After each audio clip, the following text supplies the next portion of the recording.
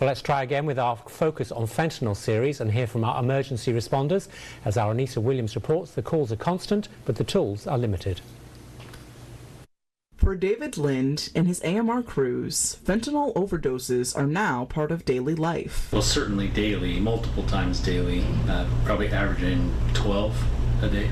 And what worked years ago doesn't always work now. You're seeing multiple doses being given versus, years back, it was one dose for sure, but now, people are getting 2 and 3 doses. The overdoses are more frequent and more severe. We use Narcan to, save their life, to counteract the drugs.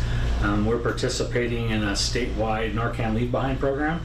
I have Narcan on all my ambulances that, when we go to these scenes that we offer folks, so they have the ability to, have Narcan close by. Narcan saves lives, but only if it's used in time. Narcan always works, but, if you're too far along in the process of not breathing, Narcan's not going to help. You're going to go into cardiac arrest. Time is of the essence. And even when it does work, the battle isn't over. Many times they won't even allow us to transport them. Once they become awake, they have the right to make up their own mind. Narcan only lasts, 30 to 90 minutes, kind of, depending on how much stuff is in your system. The effects could wear off. So you always encourage them to, be seen, but many times they just simply walk away. When it comes to Narcan, Lynde says it's not about politics. It's about what works in the field. We don't have a specific stance. The drug works. It does exactly what we want it to do. And so,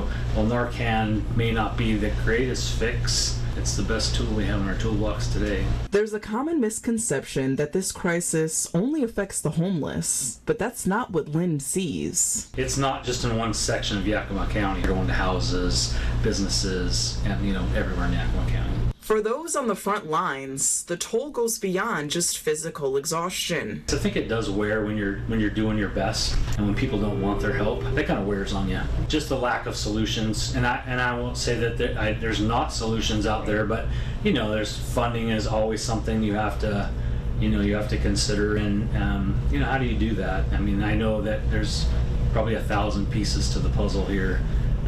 To try to advance any real form, but you just worry about it getting worse. We are seeing obviously stronger variants because you're giving more drugs, fentanyl related or drug overdose related, call volumes being up.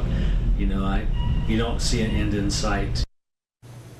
Well, thank you very much, Anissa, and you will be able to see the entire series in one documentary later this week on our YouTube channel. That's at KIMA Action News.